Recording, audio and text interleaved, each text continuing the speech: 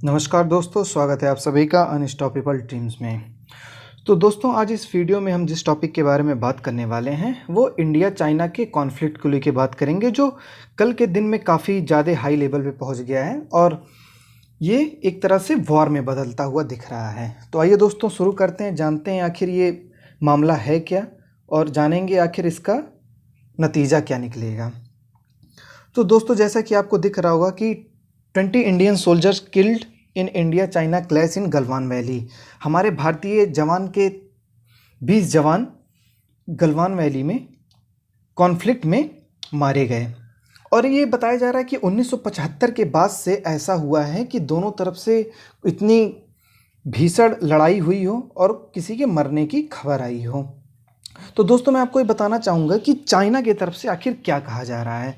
तो चाइना के जो ग्लोबल टाइम्स के एडिटर हैं, जो एक तरह से ग्लोबल टाइम बताया जाता है कि पूरा चीन का माउथ पीस है, तो उस एडिटर का यहाँ पे जो मेन चीफ एडिटर हैं, जिनका नाम है हु सिंह, उन्होंने एक ट्वीट करके क्या लिखा है कल कि Galwan valley physically clash, I want to tell the Indian side don't be arrogant. तो आप इस लाइन को आप देख सकते हैं कि एरोगेंट मतलब कि वो इंडिया को एरोगेंट बता रहा है। तो एरोगेंट यहाँ पे आप इसको तोड़ के देख सकते हैं कि ऐसा तभी कहा जा सकता है कि जब एक इंसान सुपीरियर हो। तो यहाँ पे कहीं ना कहीं ये दिखाया जा रहा है कि ये जो क्लैशेस हुए हैं उसमें इंडिया भारी पड़ा है और ये बताना चाह रहे हैं कि आप चाइना को कम मत समझिए और आप एरोगेंट यहाँ पे मत होइए। उसके बाद ग्लोबल टाइम्स के जो न्यूज़पेपर है वहाँ पे इस चीज़ को हाईलाइट किया गया है और इस हाईलाइट में ये दिखाया गया है कि उन्होंने ये बताने की कोशिश की है कि जो ये सारा कॉन्फ्लिक्ट है वो इंडिया की तरफ से शुरू किया गया है। उनका ये कहना है कि गलवान वैली में जो पेट्रोलिंग पॉइंट 14 है, जहाँ पे ये सारा मैटर और डिस्कशन हो रहा है, वहाँ पे इंडिया ने 2 बार इसको बॉर्डर को क्रॉस किया है, एक्चुअल लाइन ऑफ कंट्रोल को। ये चाइना की तरफ से स्टेटमेंट आ रहा है। और इन्होंने बताया कि जो अभी 6 जून को एक कमांडेंट लेवल पे जो मीटिंग हुई थी, उसका इंडिया ने जो उसका पालन नहीं किया है और उसको एक तरह से उस मीटिंग के बारे में जो बातें बाहर निकल के आई थी कि अब दोनों आर्मीज जो हैं वो अपने अपने पोजीशन से पीछे हटेंगी। तो यहाँ पे पूरी तरीके से चाइना ने इंडिया के ऊपर सारा ब्लेम डाल दिया है। और मैं आपको बताना चाहूँगा कि ये जो सारा मैटर हुआ है, ये आप जम्मू कश्मीर और लद्दाख रीजन यूनियन टेरिटरी का आप मैप देख पा रहे होंगे। तो ये देखिए कि ये जो पूरा मैटर ये गलवान घाटी में हुआ है। और मैं आपको थोड़ा सा हिस्ट्री बताना चाहूँगा कि आखिर ये मैटर इतना तनाव बढ़ा क्यों। तो मैं आपको बताना चाहूँगा कि ये दरबुक से लेके दौलत बेग ओल्डी तक इंडिया ने एक सियाचिन पहुंचने के लिए एक रोड बनाया है। इस रोड को बनाने में काफ़ी टाइम लगा है।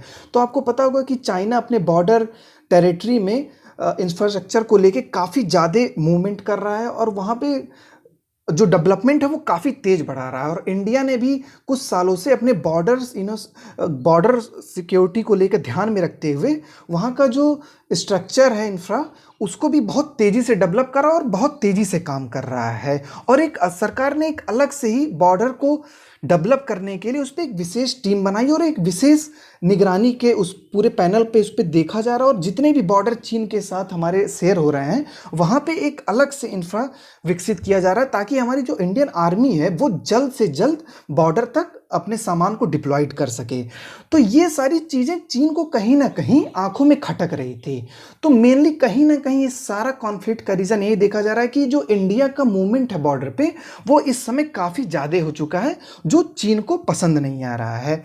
और फिर उसका ये नतीजा हुआ कि 14-15 तारीख की रात का जो पूरा मामला है, सॉरी 15-16 तारीख की रात का जो पूरा मामला है, वो एक तरह से डिस्प्यूट में बदल गया और दोनों आर्मी के बीच में एक लड़ाई, एक खूनी लड़ाई आ गई।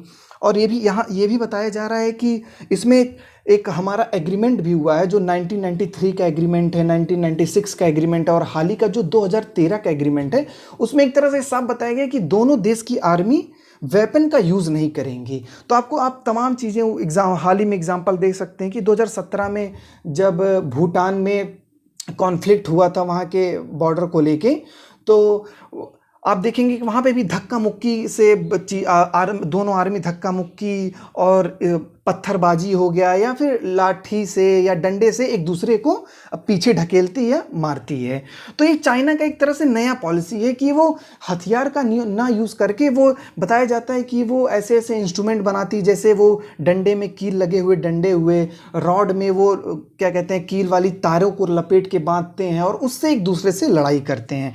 तो ये तमाम चीज़ें बाहर निकल के आ रही हैं। और इस पूरे कॉन्फ्लिक्ट के दौरान अभी जो हाल की न्यूज़ आ रही है, बताया जा रहा है कि चाइना के 40 से 45 लोगों को मरने की आशंका जताई जा रही है। लेकिन अभी चाइना की तरफ से ऑफिशियली ये नहीं कुछ बताया गया है। और चाइना की तरफ से ये वहाँ के ग्लोबल टाइम्स का जो ट्वीट है, वहाँ पे इस ट्वीट में ये बताया गया है कि चाइना इसलिए ऑफिशियली नंबर को नहीं आउट कर रही है, कहीं ये फिर ये मैटर ऐसा ना हो जाए कि हमारे देश के इतने सैनिक मरे और आपके देश के इतने सैनिक मरे, तो ये कहीं ये जो डिस्प्यूट है कहीं और आगे ना बढ़ जाए। तो जैसा कि पता है कि चाइना के लिए ये पहली बात नहीं है कि वो नंबर को छुपाता है। अभी आपको पता होगा कि कोविड के दौरान उसने कितने सारे नंबर को छुपाया है, मरने के आंकड़ों, ये तमाम तरीके चाइना की पुरानी पॉलिसी है कि वो अपने नंबर्स को आउट नहीं करता है।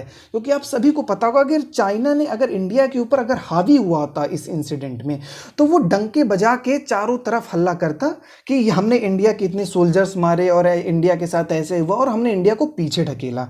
तो कहीं ना कहीं ये दिखाता है कि इस इंसिडेंट से चाइना बैकफुट पे है और इंडिया इसमें लीड कर रहा है। नो डाउट कि हमारे 20 जवान जो शहादत को प्राप्त हुए हैं वो हमारे लिए बहुत बड़ा एक क्षति है।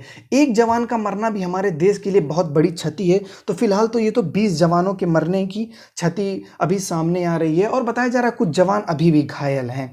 और अभी जो हाल ही में ताज़ा रिपोर्ट बाहर आ रही है कि अब दोनों देश की सीमा पीछे हटने के लिए थोड़ा थोड़ा मूवमेंट स्टार्ट कर दी है जो दोनों देश के आर्मी हैं। तो और अब मैं जाते जाते आपको थोड़ा सा इंटरनेशनल न्यूज़ के ऊपर भी आपको निगरानी डालने की कोशिश करूंगा कि एक ये यूके का एक्सप्रेस न्यूज़पेपर है, ये काफ़ी वहाँ पे सेंसलाइजेशन को आगे बढ़ाता है। तो ये वहाँ पे इस पूरे इंसिडेंट को कवर किया गया और इस पूरे इंसिडेंट को एक तरह से वर्ल्ड वॉर 3 का आईना दिया गया है और बताया गया है कि वहाँ पे इंडियन आर्मी ने 5 सोल्जर्स चाइना के मार दिए हैं और एक तरह से ये पूरे हाईलाइट किया जा रहा है। तो आप सभी को पता होगा कि ये यूके और वेस्टर्न कंट्रियों के लिए एक अच्छी बात होगी, क्योंकि वो तो चाहेंगे कि दो एशिया की बड़ी कंट्री आपस में कॉन्फ्लिक्ट हों और लड़ें और उसका फ़ायदा वेस्टर्न कंट्रीज़ को मिले। तो कहीं ना कहीं ये सारी चीज़ें वेस्टर्न कंट्री इसलिए अपने हाईलाइट में दिखा रहा है क्योंकि उनको कहीं ना कहीं फ़ायदा होगा। तो आशा करता हूँ दोस्तों आपको इस वीडियो में काफ़ी कुछ जानने को मिला होगा और आपको मेरे द्वारा बताई गई चीज़ें अच्छे से समझ में आई होंगी। तो आप इस वीडियो को अधिक से अधिक लाइक करें और मेरे इस चैनल को सब्सक्राइब करें और आशा करता हूँ कि आप सब जहाँ होंगे स्वस्थ होंगे। तब तक के लिए जय हिंद।